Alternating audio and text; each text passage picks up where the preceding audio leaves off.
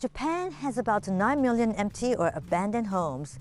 The phenomenon is especially visible in rural areas like this, which are hollowing out due to depopulation. A wooden house in the mountains of Nagano can be yours for less than the price of a used bicycle.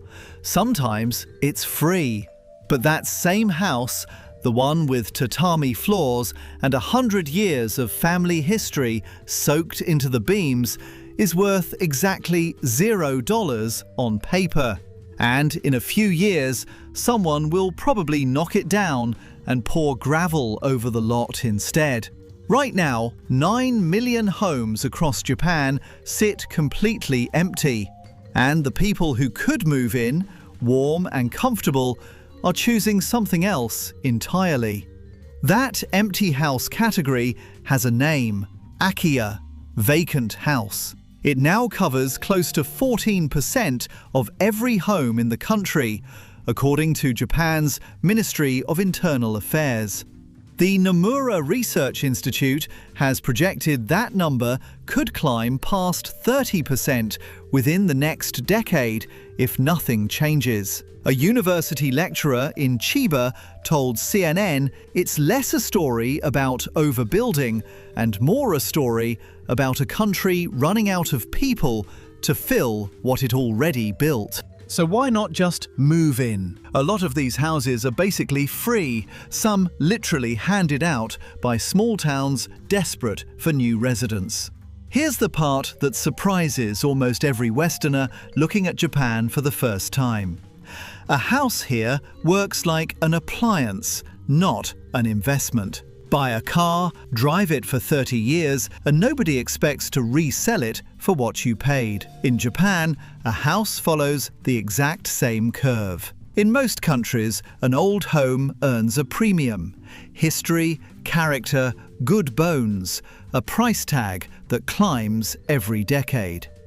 In Japan, a house loses almost all of its value within 15 years and is treated as officially worthless by year 20 to 30. The tax code even spells it out in black and white. Wooden buildings get a statutory useful life of 22 years. Reinforced concrete gets 47. After that, on paper, the walls around you are worth nothing. Land holds value, the structure sitting on it does not. That single fact rewired an entire national habit. Instead of renovating, families demolish and rebuild from scratch, over and over, generation after generation. The average Japanese home gets torn down at just over 32 years old. In the United States, that number is closer to 67. In the United Kingdom, it's over 80. 87% of all home sales in Japan are brand new construction, compared to somewhere between 11 and 34% across most Western housing markets. Japan effectively rebuilds itself as a country every single generation, whether it needs the space or not. Part of that comes from history. After the war, entire cities had to go up fast, and the materials used to house a booming population were often cheap and thin. But part of it comes from something far more urgent than nostalgia for good craftsmanship. Japan sits on some of the most seismically active ground on Earth, and the National Building Code gets revised roughly every decade to handle the next worst-case earthquake. A house built to 1985 safety standards is, by 2026, legally and physically behind. So when a family inherits grandma's farmhouse, they're not just inheriting old wallpaper and a leaky roof. They're inheriting a structure the government itself has quietly stopped vouching for. And that's before you even get to the detail that actually decides where people sleep at night: the cold. Almost nobody outside Japan expects this part. Most traditional houses here were never built to be warm. They were built to survive brutally humid, suffocating summers, with wide eaves, sliding paper doors, and gaps that let air move freely through the whole structure. That design is brilliant in August. In January, it's a wind tunnel. Central heating, the kind that quietly warms an entire house from one furnace, barely exists in Japan at all. Instead, households rely on what's called zonal heating. You heat the one room you're actually sitting in, usually with a kerosene heater, a plug-in space heater, or a kotatsu, a low table with a blanket skirt draped over the sides and a heater bolted to the underside. You slide your legs under the blanket, and for an hour, that 1 square meter of the house is the warmest place on the planet. Then you have to get up, walk from that room into the hallway or the bathroom at midnight in February, and the temperature can drop close to freezing.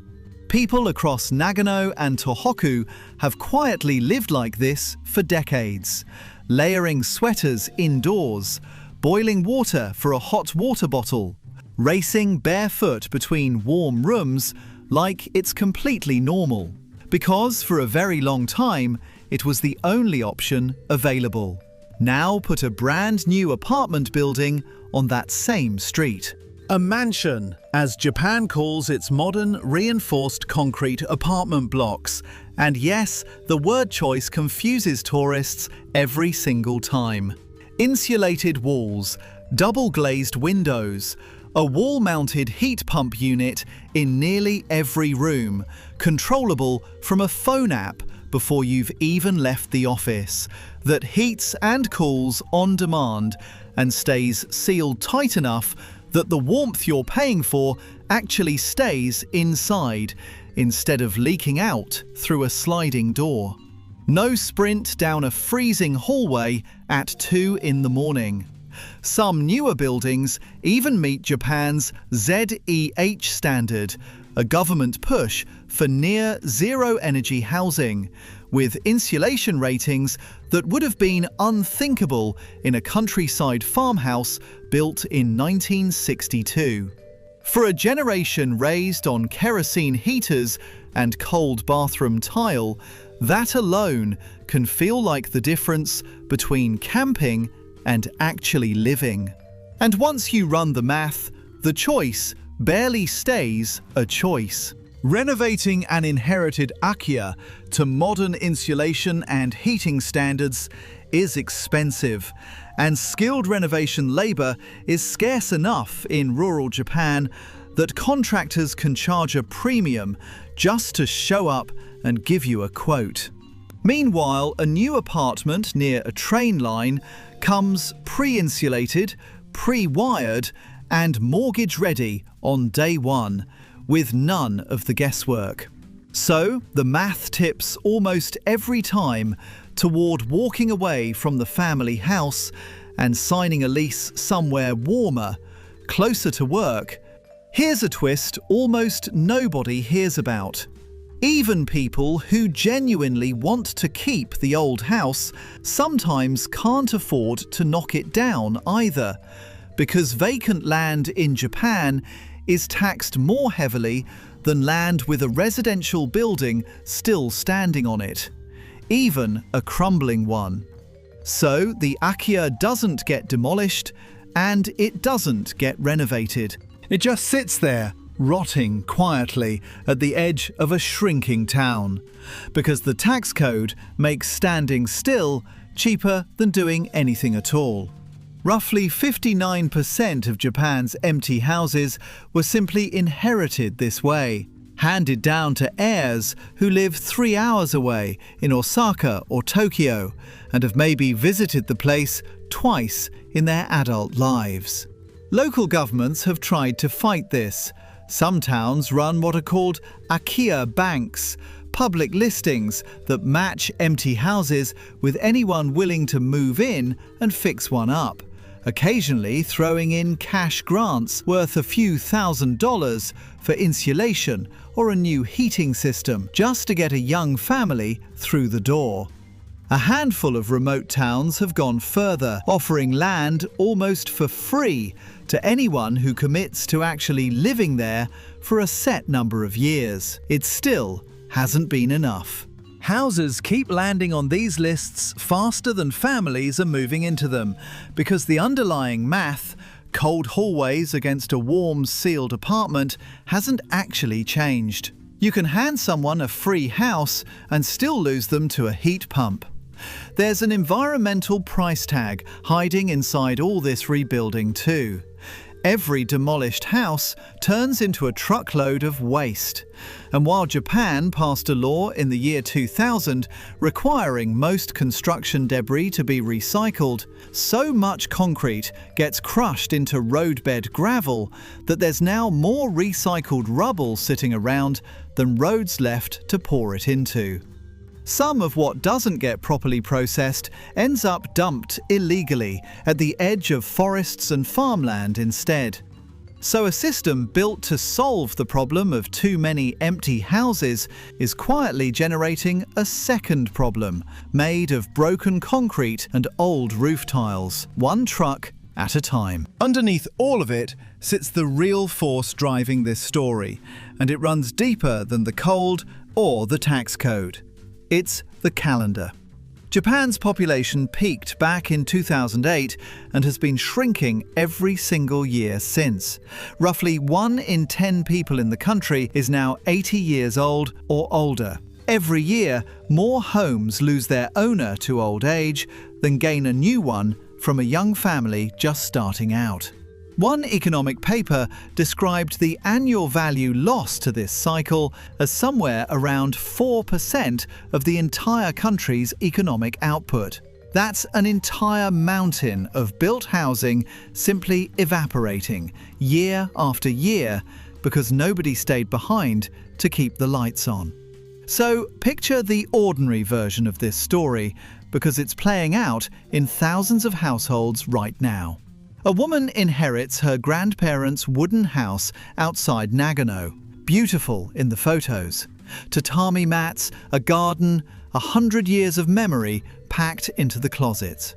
She flies out once to see it, feels the hallway cold enough to see her own breath in October, does the renovation math on her phone on the train ride back, and lists the house for less than a used car. Within a year, she signed a lease on a 1-bedroom mansion 20 minutes from her office in Tokyo. Heat pump humming quietly, insulated walls holding the warmth from the front door all the way to the bathroom. Nobody forced her to choose modern over traditional. The traditional house simply stopped being able to compete on the one thing that mattered most on a January night. So, was it worth it? The apartments are warmer, safer, and easier to live in day to day, and almost nobody who's shivered through a real Japanese winter in an old farmhouse says they'd trade back. But somewhere in rural Nagano tonight, a wooden house that survived 100 winters is standing empty in the dark, waiting for a demolition crew that might not show up for another decade.